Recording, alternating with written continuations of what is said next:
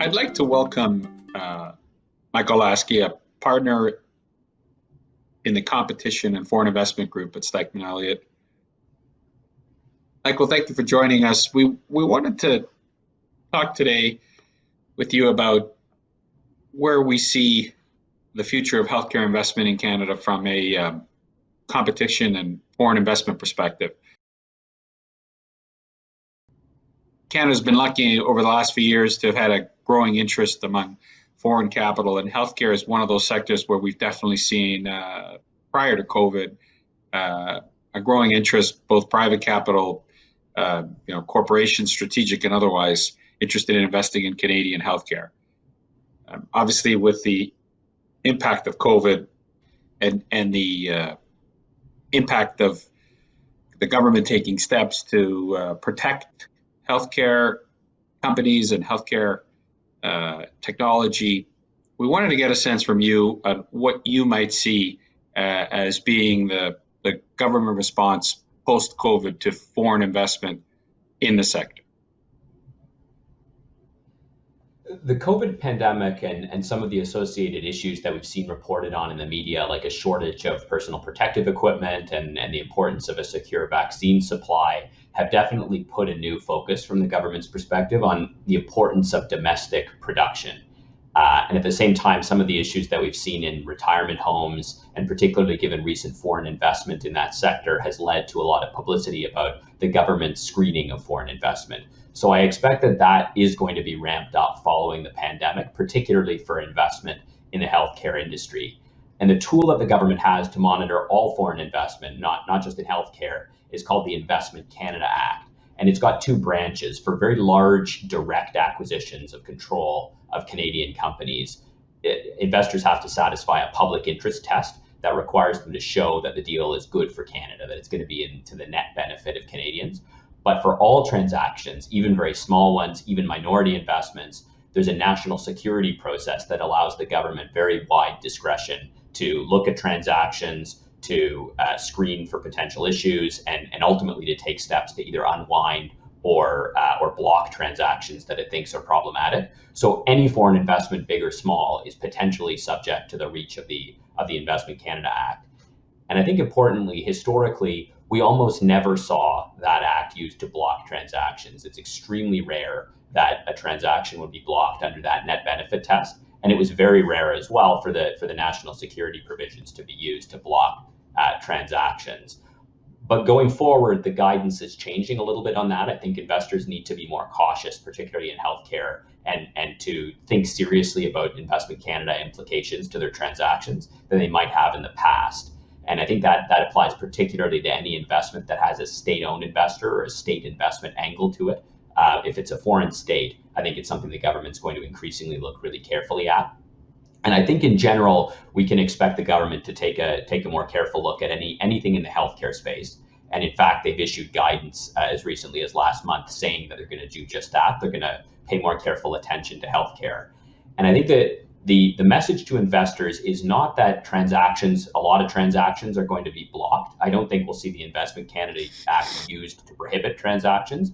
But I do think we'll see an enhanced level of scrutiny from the government. We'll see them take more time to review investments and to make sure they can tell Canadians that they're doing a careful job of reviewing every foreign investment in this space that comes through the door. And I think we'll also see more commitments being required from the government as a condition to its approval of transactions. So that might mean, for example, commitments around protecting sensitive Canadian data or Canadian information or technologies, making sure that Canadian research is done in Canada and that information isn't outsourced to other countries. There might be protection of manufacturing capacity in Canada, making sure that foreign investors don't outsource or take production capacity outside of Canada. We might see protection for Canadian employment in the healthcare industry, again, to make sure that foreign investors don't use investment as an opportunity to take human capital and productive capital outside of Canada. Or you might see even some more non-traditional things like making commitments to Canadian charities or medical organizations, research organizations as an incentive to approve foreign investment. So I think these are hurdles. We'll see more hurdles and more time required for foreign investment, but I don't see the Investment Canada Act being used to block transactions at a quicken pace. And I think it's important in the sense that those hurdles are ones that foreign investors will face, but not ones that domestic investors will face. Domestic investments aren't subject to the Investment Canada Act at all. And so I think going forward, foreign investors are going to need to start thinking carefully about potential Investment Canada Act risk in the early stages of planning a transaction. And domestic bidders can think carefully about what advantages they might have over their foreign rivals, because they're not going to be subject to that same level of scrutiny.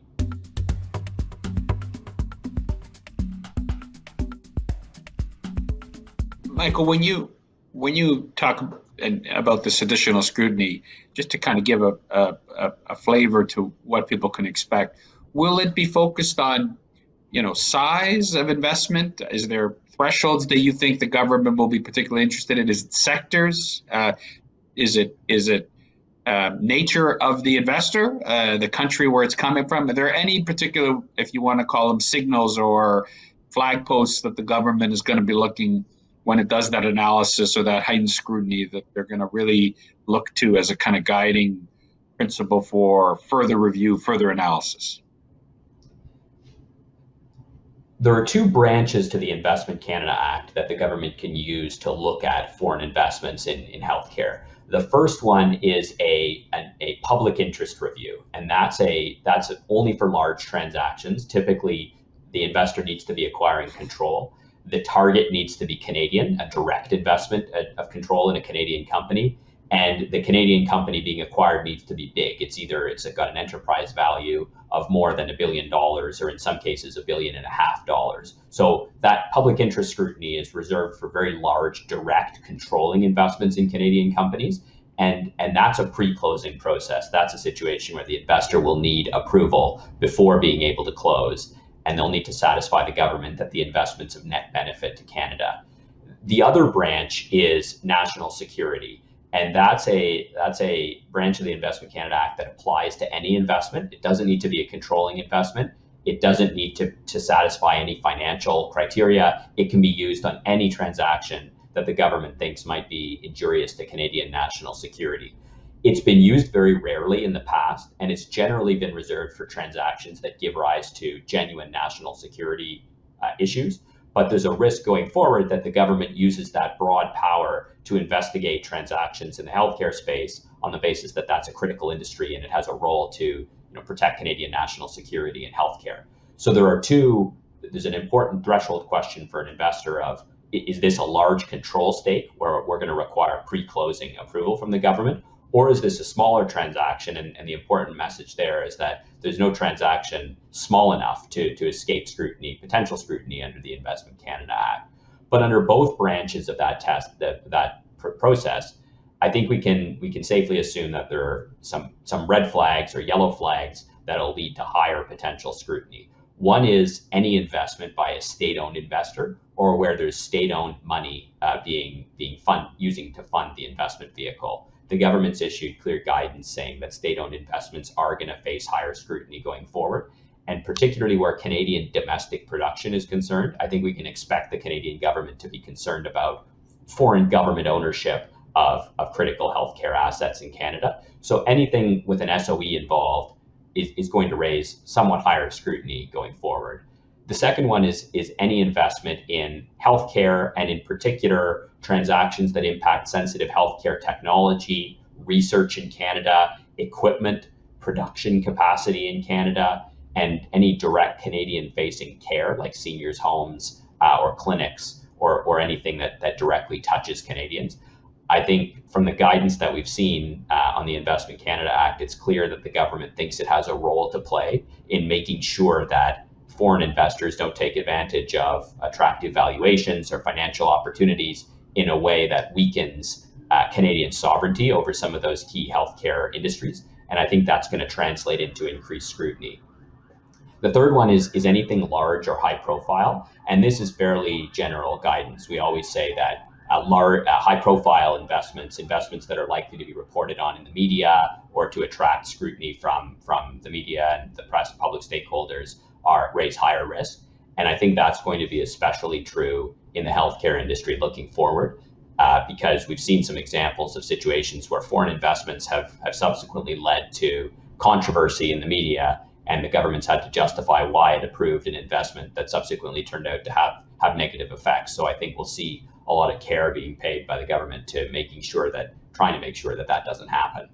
And the last one is controlling investments. I think, while I said a minute ago that no investment is too small to escape the Investment Canada Act, it's still true that a majority controlling investment in a Canadian company is inherently more potentially able to face higher scrutiny than a minority investment, a joint venture, a partnership, something that doesn't amount to control. So I think, again, that's one where investors are going to have to think carefully about potential sensitivities that their transaction may raise, think about how that might affect their attractiveness as a bidder in the bidding process, and get careful advice about how to manage Investment Canada considerations, but also government relations, stakeholder management, all of those things that might historically not have been as much of a focus at the early stages of a transaction.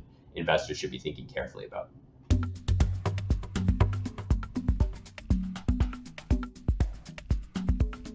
What's become clear over the last few months with COVID is that, and you highlighted to date, is the increased scrutiny that the healthcare sector is under on a variety of fronts. And wanted to talk for a moment about that scrutiny in the context of competition law and what you see coming down the pipe. Is the new reality that the government is going to have a broader, more microscopic analysis of any healthcare transaction,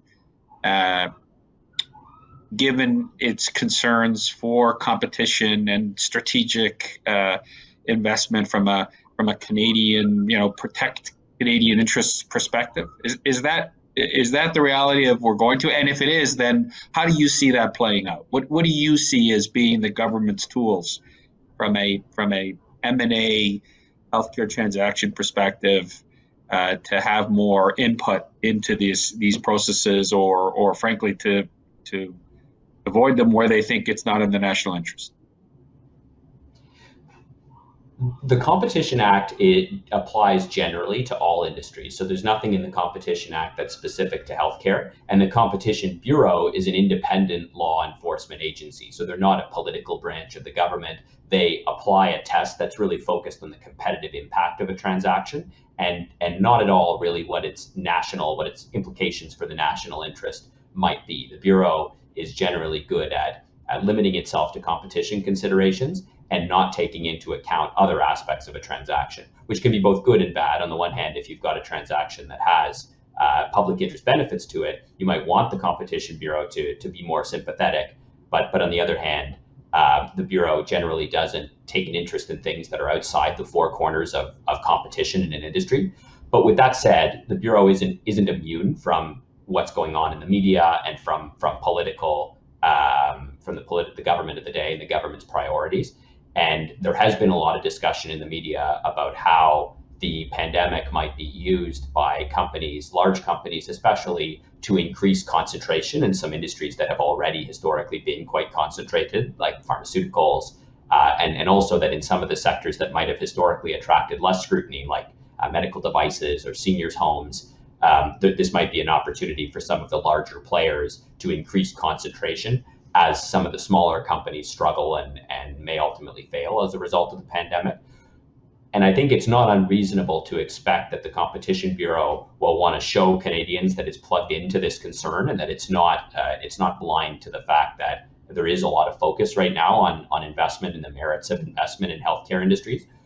It's not unreasonable to think that the Competition Bureau would want a few high-profile reviews of transactions or intervention in the healthcare space, especially in more concentrated or clubby parts of the healthcare space, to show that it's plugged into the concern. And then other consideration is that the Bureau is very much plugged into other competition authorities around the world. So to the extent that there are broader global competition law issues playing out, I think it's reasonable to expect that the Bureau will want to be part of that and will want to get involved. So I think where that leads to foreign investment is there's not going to be a sea change in the approach that the Competition Bureau takes to medical industries and healthcare industries, but it is worthwhile for companies to think carefully about healthcare transactions and competition law implications, and are we increasing market share? Are we eliminating an important competitor, even important Canadian competitor? Are there high barriers to entry in this industry that might make it difficult for new competitors to emerge? Are the customers particularly powerful? Are the customers particularly sympathetic? In any industries where the optics of the transaction might make it look like this is a big company, a big strategic company getting bigger, I think companies will need to more carefully think about the potential competition law risks and take steps to manage those more ahead of time than they might have done in the past. But the general principle, I think, is that the Competition Act is not a tool that's used to police public interest considerations like domestic production or other public interest factors like employment and sensitive technology. So I think the Investment Canada Act will continue to be the main tool that the government has to police, especially and exclusively foreign investment in the healthcare space.